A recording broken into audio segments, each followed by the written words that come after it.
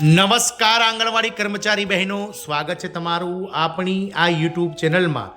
જેનું નામ છે ગુજરાતી જીકેની ચમાવટ। તો ગત 20 ઓગસ્ટ 2025ના રોજ જ્યારથી ગુજરાત હાઈકોર્ટની ડિવિઝન બેન્ચ દ્વારા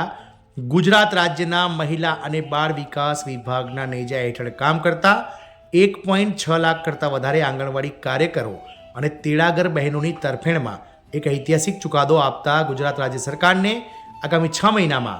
ગુજરાત રાજ્યના આ આંગણવાડી કર્મચારીઓના માનદ વેતનમાં ગુજરાત રાજ્ય સરકારના વર્ગ 4ના લઘુત્તમ બેઝિક પગાર પ્રમાણે 14,800 રૂપિયા હાલના પગારમાં વધારો કરવાનો જે ઐતિહાસિક ચુકાદો આપવામાં આવ્યો છે, ત્યારબાદ આ ચુકાદાને ટાંકીને દેશભરના આંગણવાડી કાર્યકર તેડાગર બહેનોમાં જ્યારે અનેરો જુસ્સો ભરાઈ ગયો હોય તેવું લાગે છે। તો આ રાજ્ય સરકારમાં આંગણવાડી કાર્યકર અને તેડાગર બહેનોએ પગાર વધારાની માંગ સાથે રાજ્ય સરકારને દબાણમાં લાવવા માટે જે છે તે રેલી અને આવેદનપત્રો આપવામાં આવ્યા હતા। જાણીશું આજના વિડીયોમાં વિગતવાર કે કયા રાજ્યની આંગણવાડી કર્મચારી બહેનો દ્વારા રાજ્ય સરકારને ભીંસમાં લાવી અને ગુજરાત હાઈકોર્ટના ચુકાદાને ટાંકી અને જે છે તે સરકાર પાસે પગાર વધારાની માંગ કરી રહ્યા છે, તેને લઈ અને વિડીયોમાં વિગતવાર ચર્ચા કરીશું। તો વિડીયોના અંત સુધી આપ બન્યા રહો અને જો ચેનલમાં આપ નવા સબસ્ક્રાઈબર હોય તો અમારી ચેનલને સબસ્ક્રાઈબ કરી બાજુમાં રહેલું બેલ આઇકોન દબાવીને ઓલ નોટિફિકેશન ઓન કરી લેશો, જેથી કરીને અમારી ચેનલ પર મૂકવામાં આવતા આવા વિડીયોઝ તમને સરળતાથી ઉપલબ્ધ થઈ જાય। તો વાત કરીશું ઓરિસ્સા સરકારમાં મહિલા અને બાળ વિકાસ વિભાગના નેજા હેઠળ કામ કરતા હજારો આંગણવાડી કાર્યકર અને તેડાગર બહેનો દ્વારા પગાર વધારાની માંગ સાથે દેખાવો કરવામાં આવી રહ્યા છે। તો આપ સૌને જણાવી દઈએ કે ગુજરાત હાઈકોર્ટના ચુકાદા બાદ ઓરિસ્સા આંગણવાડી જે કર્મચારી યુનિયન છે તેમણે જે કહી શકાય કે સરકારી કર્મચારીનો દરજ્જો અને પગાર વધારાની માંગણી સાથે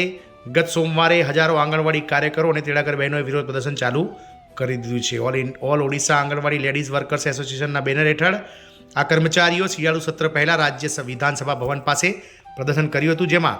આ કર્મચારીઓના પગાર વધારો, માસિક પેન્શન અને સરકારી કર્મચારી તરીકે ઔપચારિક માન્યતા સહિતની 11 મુદ્દાની માંગણીઓ પર દબાણ લાવવામાં આવ્યું હતું।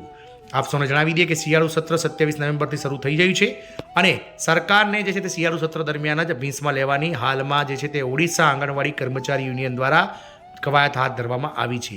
મુખ્ય માંગણી છે ગુજરાત હાઈકોર્ટે જે રીતે ચુકાદો આપ્યો છે કે લઘુત્તમ વેતન નહીં પરંતુ જે જીવવા માટે જોઈએ તેટલું લઘુત્તમ વેતન ધોરણ આ કર્મચારીઓને મળવું જોઈએ। આંગણવાડી કર્મચારીઓ સરકારના એક વિભાગનું કામ કરે છે, તેઓ પણ સરકારી કર્મચારી તરીકે નોકરી કરે છે અને સરકારી કર્મચારી જેટલું જ કામ કરે છે અને સાથે જ દેશના ભાવિ ઘડતરમાં એટલે કે 0થી લઈને 6 વર્ષના બાળકોના પોષણ હોય, પ્રી પ્રાઇમરી એજ્યુકેશન્સ હોય, જે કહી શકાય ગર્ભવતી માતાઓ, ધાત્રી માતાઓના જે રસીકરણ તેમજ અલગ અલગ જે કાર્યક્રમો છે તે ગ્રાઉન્ડ લેવલે તેઓ પ્રજા સુધી પહોંચાડે છે અને ખૂબ જ અમૂલ્ય ફાળો તેઓ આ મહિલા અને બાળ વિકાસ વિભાગની જે કલ્યાણકારી યોજનાઓ છે તે આમ પ્રજા સુધી પહોંચાડવા માટે કામ કરે છે। એટલે આ કર્મચારીઓને લઘુત્તમ વેતન તો જે કહી શકાય કે જીવવા માટેનું કહી શકાય કે ધોરણ છે તે પૂરું પાડવું જોઈએ। કામદારોએ માસિક 18,000 રૂપિયા અને તેમના સહાયકોને એટલે કે કાર્યકર બહેનોએ 18,000 રૂપિયા અને તેડાગર બહેનોએ 9,000 રૂપિયાનું મહેનતાણું સત્તાવાર ઉપયોગ માટે 5G મોબાઈલ હેન્ડસેટ અને માસિક રૂપિયા 5,000નું પેન્શન આપવાની માંગ સાથે આ કર્મચારીઓએ જે છે તે આંદોલન હાથ ધર્યું છે। ગયા વર્ષે ડિસેમ્બરમાં પણ આવો જ વિરોધ આ કર્મચારીઓએ કર્યો હતો, એટલે કે ઓડિશા સરકાર સામે ગયા વર્ષે ડિસેમ્બરમાં શિયાળુ સત્ર પહેલાં જ આવો વિરોધ કરાયો હતો, પરંતુ સરકાર તરફથી એક ખાતરી આપવામાં આવી હતી કે અનિશ્ચિત હડતાલ તેમણે પાછી ખેંચો, કારણ કે અમે તમને વધારી આપશું, પરંતુ સરકારે આવું કોઈ પણ એક વર્ષ દરમિયાન કામ કર્યું નથી। એસોસિએશનના પ્રમુખ સુમિત્રા મહાપાત્રાએ જણાવ્યું હતું, તેમણે દાવો કર્યો છે કે સરકારે હજુ સુધી આંગણવાડી કાર્યકરોની વાસ્તવિક માંગણીઓ પૂર્ણ કરી નથી। જો અમારી માંગણીઓ તાત્કાલિક પૂર્ણ નહીં થાય તો અમે આગામી વિધાનસભા સત્ર દરમિયાન અનિશ્ચિત હડતાલ શરૂ કરીશું, તેવું ઓડિશા આંગણવાડી કર્મચારી એસોસિએશનના પ્રમુખ સુમિતા મહાપાત્રાએ જણાવ્યું હતું। આમ ઓડિશા એટલે કે ભુવનેશ્વરમાં ગતરોજ સરકારી કર્મચારીનો દરજ્જો અને પગાર વધારાની માંગણી સાથે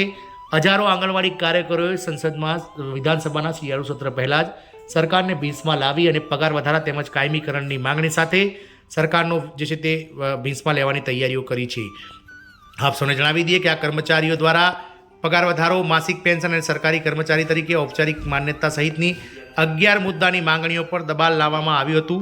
આ તમામ માંગણીઓને લઈને આગામી શિયાળુ સત્ર જે 27 નવેમ્બરથી શરૂ થઈ ગયું છે,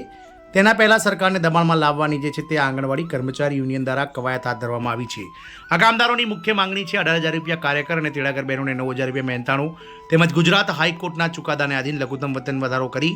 અને સમાન કામ સમાન વેતન તેમજ જે કહી શકાય કે સારી ક્વોલિટીના 5G ફોન અને માસિક 5,000 રૂપિયાનું રિટાયરમેન્ટ ટાઈમે જે તે પેન્શન આપવાની માંગ આ કર્મચારીઓ કરી રહ્યા છે. ગયા ડિસેમ્બર 2024માં પણ તેમણે આંદોલન કર્યું હતું. સરકારે તેમને મનાવ્યા હતા અને 1 વર્ષ વીતવા છતાં પણ સરકારે કોઈ પણ જાતની એક્શન ન લેવાતા હવે આ કર્મચારી સંગઠન લડાયક મૂડમાં આવી ગયું છે. જય હિન્દ, અસ્તુ.